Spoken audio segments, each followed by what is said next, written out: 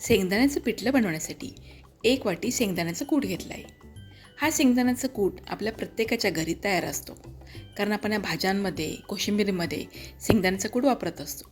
कढईमध्ये 1 ते 1.5 चमचा तेल घेतलं आणि तेल चांगलं तापल्यावर त्यामध्ये मोहरी घातली. आता मोहरी चांगली तडतडली, यामध्ये छोटा 1 चमचा जिरं आणि 3 ते 4 लसूण पाकळ्या खलबत्त्यामध्ये बारीक ठेचून घातल्या. तर लसूणचा थोडासा रंग बदलेपर्यंत मंद गॅसवर ते परतून घेतल्या. तर लसूण चांगली भाजली की यामध्ये बारीक चिरला कांदा घालायचा आहे. तर कांदा चांगला मऊ होईपर्यंत 3 ते 4 मिनिटांसाठी परतून घ्यायचं आहे. कांदा मऊ झाला की यामध्ये छोटा अर्धा चमचा हळद, चवीनुसार मीठ आणि मोठा 1 चमचा कांदा लसूण मसाला घालायचा आहे. त्याबरोबरच बारीक चिरली कोथिंबीरही घालायची. आता हे मसाले तेलामध्ये चांगले परतून घ्यायचे आहेत. आता ही पिठल्याची फोडणी बनवत असतानाच दुसऱ्या गॅसवर पाणी गरम करायला ठेवायचं, कारण यामध्ये आपल्याला गरम पाणी घालायचं आहे. मसाले चांगले तेलामध्ये परतून झाले की यामध्ये गरम पाणी घालायचं आहे. गरम पाणी फोडणीमध्ये घातल्यामुळे पाण्याला लगेच उकळी येते आणि आपला वेळ वाचतो. शिवाय पिठल्याची चवी वाढते. 1 वाटी शेंगदाण्याचं कूट घेतलं आहे, त्यासाठी 1 ग्लास पाणी लागणार आहे. सुरुवातीला गॅस फुल्ल करायचा आणि पाण्याला चांगली उकळी येऊ द्यायची. पाण्याला उकळी आली की गॅस कमी करायचा आणि त्यामध्ये शेंगदाण्याचा कूट घालायचा. शेंगदाण्याचा कूट घालतानाही तो एकदम घालायचा नाही, थोडा थोडा घालायचा आणि पिठलं चमच्याने हलवून ते कितपत घट्ट झालं आहे ते बघायचं आणि मग आवश्यकता वाटली तर बाकीचाच कूट घालायचा. आता पिठलं किती घट्ट किंवा पातळ हवं आहे यावर शेंगदाण्याच्या कूटाचं प्रमाण ठरवायचं. पण एक आहे की हे पिठलं थंड झाल्यानंतर अजून थोडं घट्ट होतं, ते लक्षात घेऊनच शेंगदाण्याचा कूट घालायचा. आता यामध्ये 1 आमसूल घालायचं आणि पिठलेला चांगली उकळी येऊ द्यायची. आमसूलमुळे पिठल्याची चव तर वाढतेच, पण शेंगदाण्यामुळे बऱ्याच जणांना पित्ताचा त्रास होतो. तो पित्ताचा त्रास होऊ नये म्हणून पिठल्यामध्ये आवर्जून आमसूल घालायचं. आता मध्यम गॅसवर झाकण न ठेवता हे पिठलं चांगलं शिजवून घ्यायचं आहे. आता पिठलं जसं शिजेल ना, तसं शेंगदाण्याच्या कुटाला तेल सुटायला सुरुवात होईल आणि पिठल्याच्या वरती तेल दिसायला लागेल.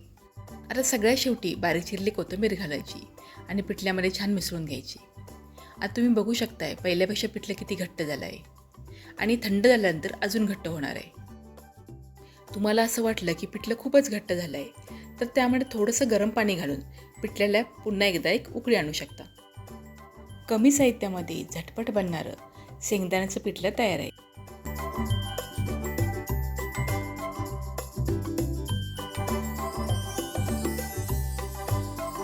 आता आपण पापडाची मस्त तर्रीदार भाजी बनवू. पापडाची भाजी बनवण्यासाठी मी गॅसवर पापड भाजून घेतले आहेत. गॅसच्या ऐवजी तवा तापून त्यावरही पापड भाजू शकतो. भाजीसाठी पापड भाजून घेतलेत. आता फोडणी बनवू. त्यासाठी कढईमध्ये 2 चमचे तेल घेतलं, त्यामध्ये 1 चमचा मोहरी घातली. मोहरी चांगली तडतडली की त्यामध्ये जिरं आणि हिंग घातला. मध्यम आकाराचा कांदा बारीक चिरून घातला आणि कांदा चांगला मऊ होईपर्यंत 2 ते 3 मिनिटांसाठी मंद गॅसवर परतून घेतला. कांदा चांगला मऊ झाला की यामध्ये छोटा पाव चमचा हळद, छोटा 1 चमचा मिरची पावडर, 1 चमचा धना पावडर आणि चवीनुसार मीठ घातलं. आता हे सगळे मसाले तेलामध्ये छान मिसळून घेतले आणि एखाद्या मिनिटासाठी मंद गॅसवर परतून घेतले. आता मसाले चांगले परतून झाले की यामध्ये मोठे 4 चमचे फेटलेले दही घालायचं.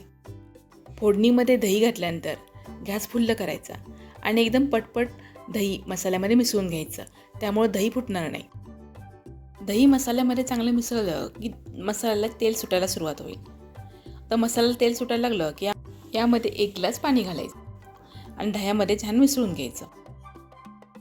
आता यामध्ये अर्धा चमचा गरम मसाला, कसुरी मेथी आणि छोटा अर्धा चमचा साखर घालायची आणि छान सगळं मिसळून घ्यायचं आणि गॅस फुल्ल करून पाण्याला चांगली उकळी येऊ द्यायची. आता गॅस कमी करायचा आणि या उकळीमध्ये भाजून ठेवलेले जे पापड आहेत ते मोडून घालायचे. पण पापडाचे थोडे मोठे मोठे तुकडे करायचे, त्याचा एकदम चुरा करायचा नाही. आता फोडणीमध्ये मी 1 ग्लास पाणी घातलं होतं, त्यामध्ये 2 पापड अगदी बरोबर बसतात, कारण पापड थोडंसं पाणी शोषून घेतं आणि भाजी अजून घट्ट होते. तर पापड चांगले मिसळून घ्यायचे आणि यावर बारीक चिरलेली कोथिंबीर घालायची आणि झाकण ठेवून 2 मिनिटांसाठी वाफ घ्यायची.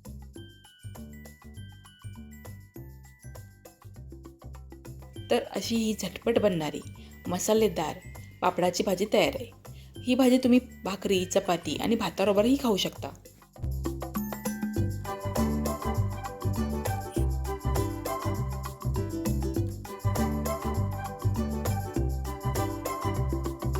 ही भाजी बनवण्यासाठी इथे मी 1 वाटी ही दुधावरची साय घेतलेली आहे. ही 3 दिवसापासून साठवलेली साय आहे.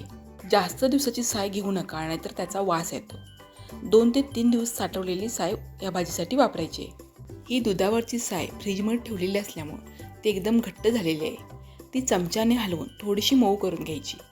आता एका कढईमध्ये 1 मोठा चमचा तेल घेतलं. तेल चांगलं गरम झाल्यावर त्यामध्ये मोहरी घातली. मोहरी तडतडल्यावर छोटा 1 चमचा जिरं घातलं आणि आलं लसूणची 1 चमचा पेस्ट घातली. आता लसूणचा थोडासा कच्चेपणा कमी होईपर्यंत ही आलं लसूणची पेस्ट परतून घ्यायची आणि मग यामध्ये 1 मध्यम आकाराचा कांदा बारीक चिरून घालायचा. आता कांदा चांगला मऊ होईपर्यंत त्याचा थोडासा रंग बदलेपर्यंत परतून घ्यायचा आहे. कांदा चांगला मऊ झाला की यामध्ये छोट्या आकाराचा 1 टोमॅटो बारीक चिरून घालायचा. त्याबरोबरच लगेच सगळे पावडर मसाले घालायचे. पावडर मसाल्यामध्ये छोटा पाव चमचा हळद, चवीनुसार मीठ, अर्धा चमचा मिरची पावडर, अर्धा चमचा धना पावडर आणि 1 चमचा गरम मसाला घालायचा आणि सगळे मसाले फोडणीमध्ये चांगले मिसळून घ्यायचे. आता मसाले करपू नयेत आणि टोमॅटोही चांगला मऊ हवा म्हणून यामध्ये 3 ते 4 चमचे पाणी घालायचं. मसाल्यामध्ये चांगले मिसळून घ्यायचं आणि झाकण ठेवून मंद गॅसवर 1 ते 1.5 मिनिटांसाठी वाफ घ्यायची.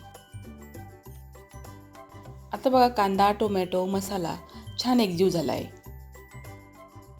आता पुन्हा एकदा हा मसाला चांगला परतून घ्यायचा. आता यामध्ये आपण जी साय फेटून घेतलेली आहे ती साय घालायची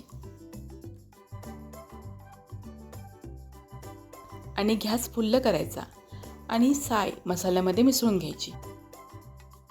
तर साय मसाल्यामध्ये घातल्यानंतर ती खूप जास्त वेळ आपल्याला शिजवायची नाही आहे. मध्यम गॅसवर फक्त त्याला 1 उकळी येऊ द्यायची. तर जशी साय शिजेल ना तसं त्यामधलं तूप बाहेर येईल. त्यामुळे सुरुवातीला फोडणीमध्ये तेल कमी वापरायचं. तर सगळ्यात शेवटी बारीक चिरलेली कोथिंबीर घालायची आणि भाजीमध्ये मिसळून घ्यायची.